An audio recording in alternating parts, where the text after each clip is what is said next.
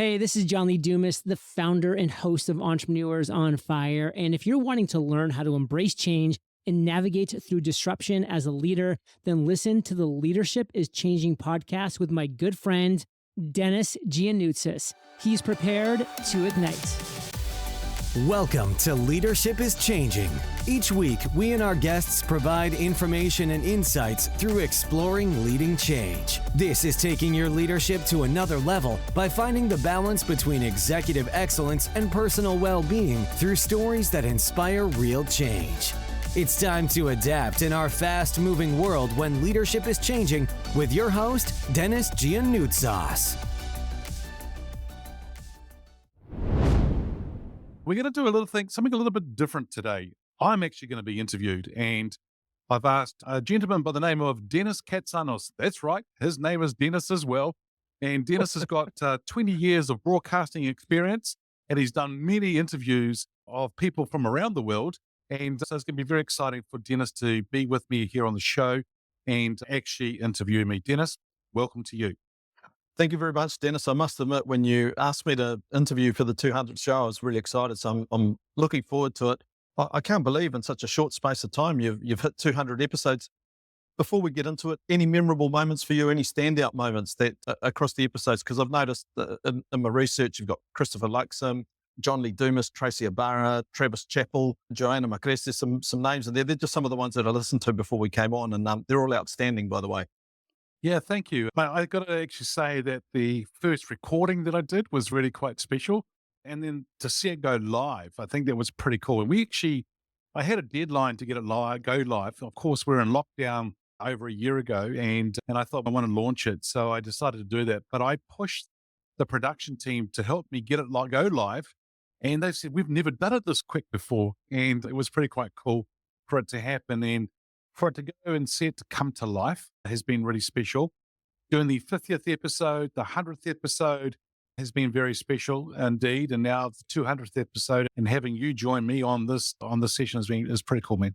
I think it's just absolutely amazing. And I must admit, I've listened to a lot of, not every single podcast, but some of the lessons in there. I was listening to the resilience one just the other day, and I thought, yep, there's definitely a lot of lessons in there for me. Dennis, I'm going to ask you the first question you ask everyone. Tell us a little bit about your background. I was born in New Zealand and grew up here, and I went to school and college in New Zealand, and really grew up in the coffee industry. Mum and Dad, as we were in the coffee industry. I've been in the coffee industry 61 years, which has been pretty amazing. And that's where I grew up. So at the age of 7, here I was behind the counter at the shop every day after school, every day, every weekend, school holidays. We're at the shop working, and it was really great.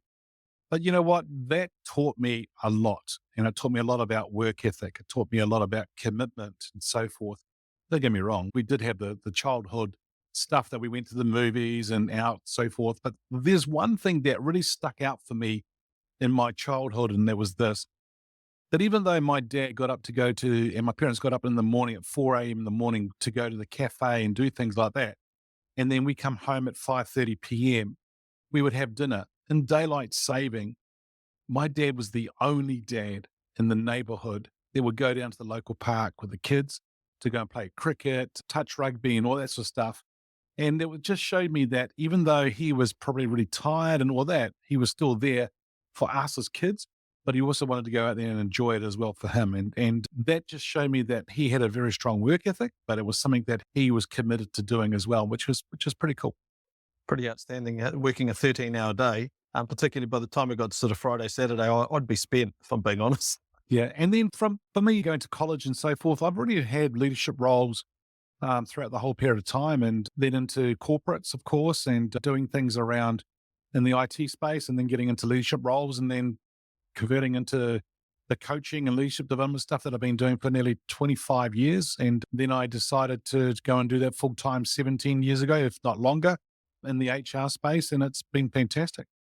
Dennis, you touched on, obviously, you got a taste for it younger at college, and obviously through working at your parents' cafe, etc. So how did you formally get into leadership, or what was that spark or that moment that you thought, this is the direction I'm going to go in? I've always wanted to join the police, to be honest. And Wow. I remember every morning and every night I would go under my bed and I have these little brochures that I pulled out from the police. And I would just watch and read these magazines day in, day out. And that was something I wanted to pursue. But then I got engaged, and my fiance at the time said to me, "Hey, it's either the police or me. You've got to choose." And I'm like, okay. So I chose her. And of course, 10 years later, we divorced. But I think the big thing for me was there was a real big lesson for me about following your dream and making sure that you stick to something that you wanted to go and do. And so that was around leadership as well. But I actually remember at primary school, they pulled me aside and said that we don't have a head boy or head girl, but if we did, it would be you. And I was like, oh, wow. And then when I went to intermediate, but into college more in particular, that's where I started leading teams. And whether it's on committees I was within the community or sporting teams and things like that, that's where a lot of that leadership side of things started for me. And then, of course, I got involved with a whole lot of other stuff and network marketing and other things too. And I learned so much about leadership. But then back in the corporate world, that's where I got to apply a lot of it. And also in the community and different things that I did, whether it was coaching disabled children in the Paralympics type scenario, but it was for the local community and doing a lot of that kind of side of things. And it was really amazing to see and actually pulling that together and helping people out. To answer your question, it's been throughout the whole of my life. It's just been there all the time. I'm the oldest of four, and I've always felt like I've had a leadership role and being the oldest and so forth. But the other three probably won't agree with that. But I don't have knowing your brothers and sisters, your brother and sisters. I was going to say I don't think they will. Yeah. Dennis, one thing I've noticed about leadership is sometimes there's some people that have got fantastic potential to be a leader, but they can't get their voice heard. Is there any way to cut through group situation like you're in, for example, sports team, etc.? You've got the goods, but there seems to be that sort of more extroverted person or loudmouth person or the guy that can score a few more tries than you. But as a complete package, you're probably better. And many of us might have worked for the guy that you don't want to work for and you don't know how they got the promotion because you're about 10 times better than them, or lady, so to speak. Any thoughts on how you can maybe be seen a little bit more? Or Yeah, it's an interesting one because I find that even if you're sitting in a meeting, let's take a meeting scenario of a team, you're right, there'll be the 1, 2, or 3 people in there, the extroverts out there speaking a lot, saying a lot. But sometimes I find it's just a lot of talk or a lot of noise. And that's just the way they are. They like to talk out their thinking rather than think about things. And then you've got others in the room who sometimes you go, are they in the meeting? Because they're so quiet, they don't say anything, right? And then they are analyzing things. They're more analytical people. And then what they do towards the end, they'll say something and everyone goes, huh.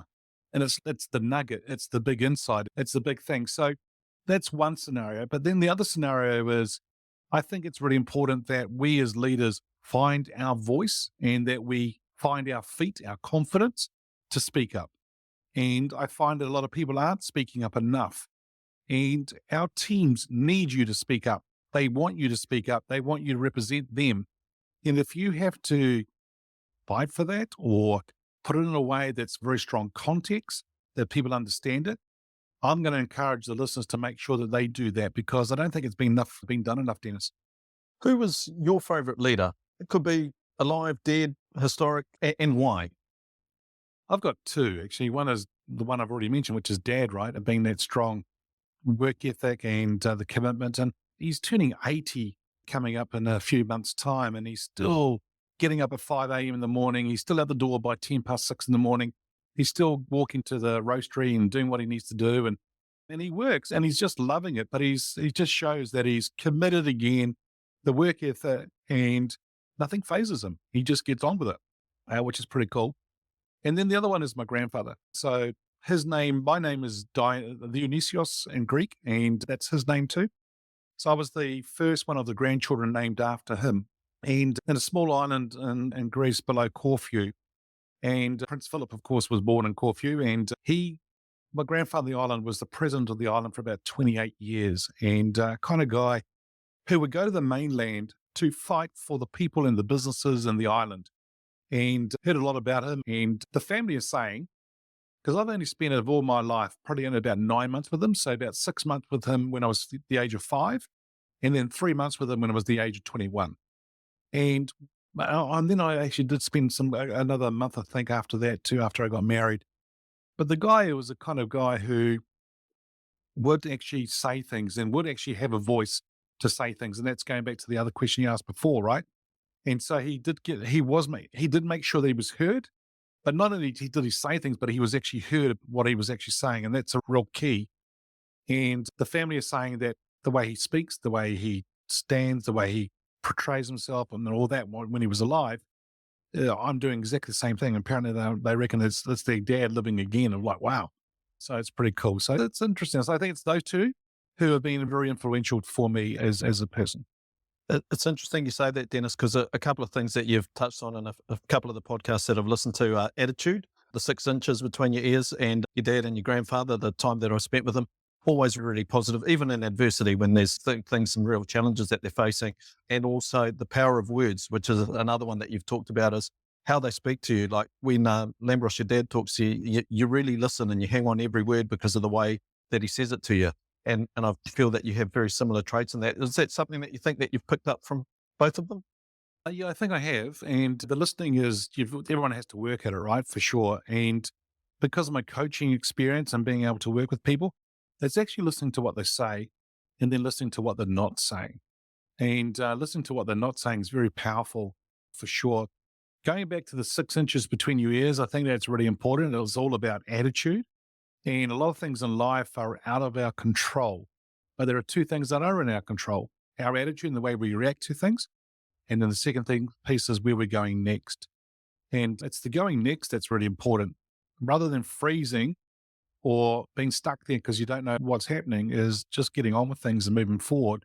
Now, easy for me to say it, but not always easy to do, right? So it's an interesting dilemma for a lot of people. Thank you for listening to this episode of Leadership is Changing with your host, Denis Gianoutsos.